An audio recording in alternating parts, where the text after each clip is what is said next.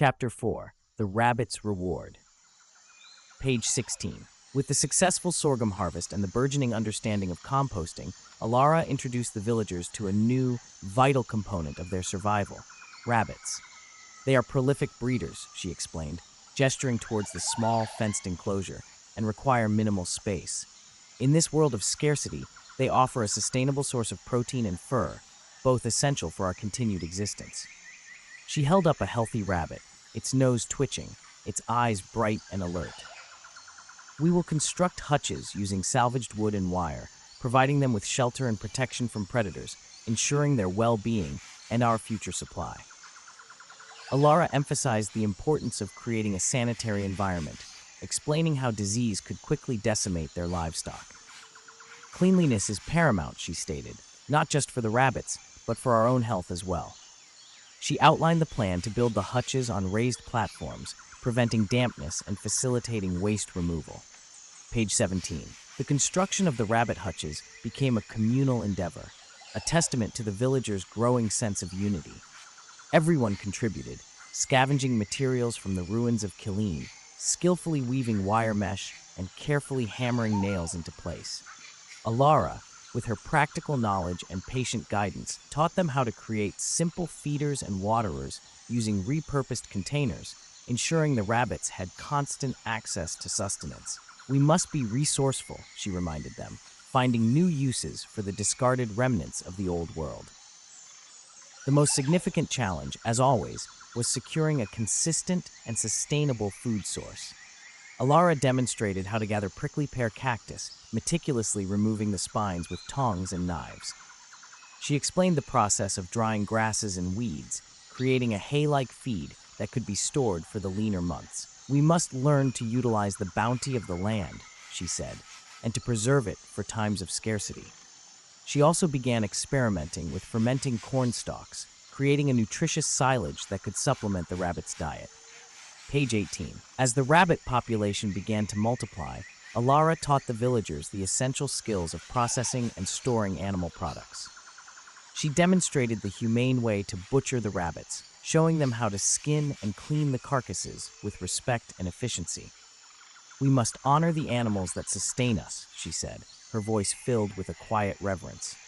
We take only what we need, and we ensure that nothing is wasted.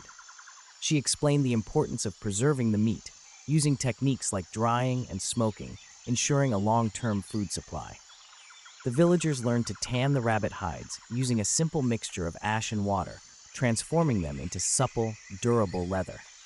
They spun the soft fur into yarn, weaving it into warm blankets and clothing, providing much-needed protection against the harsh Texas winters. The rabbits, once simply animals, became an integral part of their survival, providing food, clothing, and a valuable lesson in resourcefulness. Page 19. One evening, after a long day of labor, Elara prepared a simple rabbit stew, seasoned with wild herbs and roots gathered from the surrounding countryside. The aroma of the simmering stew filled the air, a tantalizing scent that made their mouths water and their stomachs rumble.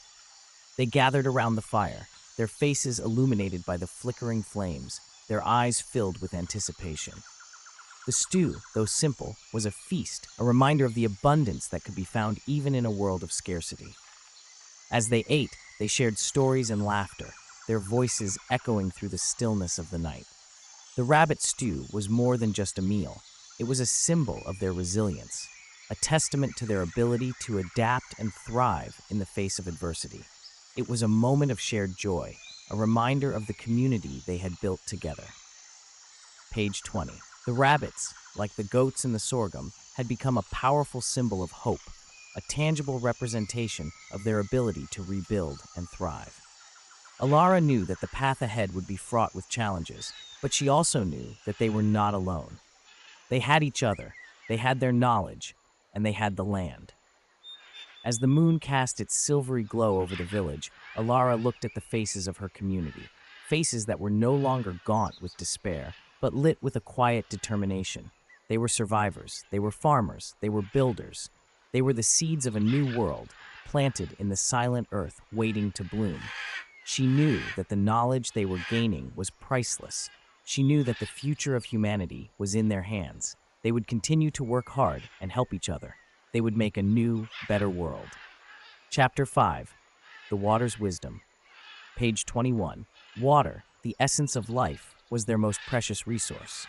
Elara knew that survival hinged on their ability to conserve and find more of it. She gathered the villagers at the edge of a shallow depression, a natural low point in the landscape. "Here," she declared, her voice carrying across the parched earth, "we will dig a well.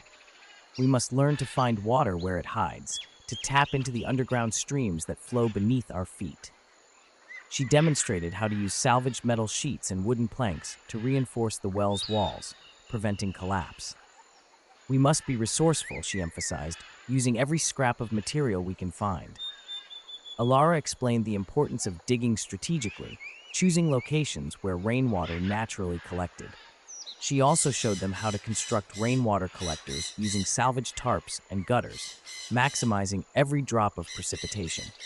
"Every drop counts," she reminded them, especially in this arid climate.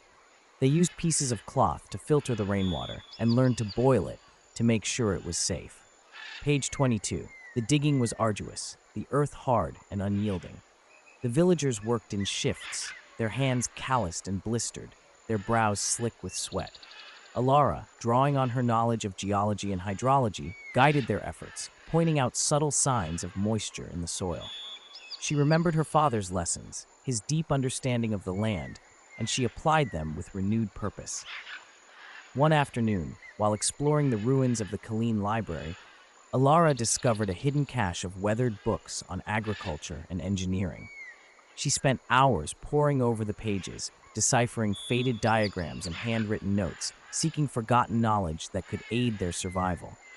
She found information on ancient water purification techniques, methods for building simple irrigation systems using buried clay pots and drip lines, and strategies for conserving water in arid climates. Elara also learned about deep well construction.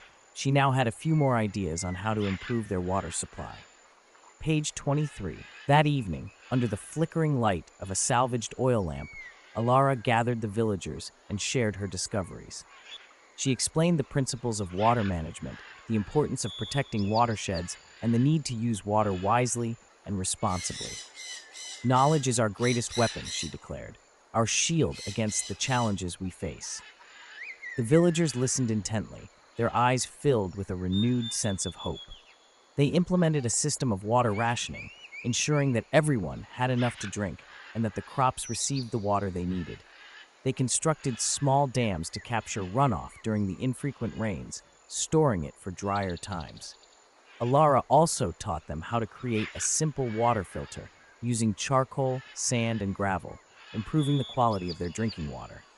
They also began to collect dew from the plants in the morning. Page 24. One day, while working near the well, they heard a distant murmur, a sound that broke the silence of the desolate landscape. Elara, her senses heightened, signaled for the villagers to stop. In the distance, a group of figures emerged from the shimmering heat haze, their silhouettes wavering like mirages. They were ragged, their clothing tattered and stained, their faces gaunt and etched with hardship. A sense of unease settled over the village, a primal instinct warning of danger. Elara, however, stepped forward, her hand raised in a gesture of peace. "Hold," she called out, her voice clear and firm. "Let us see who they are." As the figures drew closer, their features became clearer. They were a motley crew, a mix of men, women, and children, their eyes filled with a desperate hunger. They approached cautiously, their movements hesitant, their hands empty. Page 25. "We mean no harm," a man with a grizzled beard called out, his voice hoarse and weary. "We are travelers, seeking shelter and sustenance. We heard rumors of a village, a place where people still lived." Elara, her heart pounding, exchanged a glance with the villagers. They were wary, their eyes filled with suspicion. But Elara, remembering the lessons of community and compassion, decided to take a risk. "You are welcome to rest," she said, her voice steady. "But we have little to spare. We are all struggling to survive." The travelers, their faces etched with relief, nodded gratefully.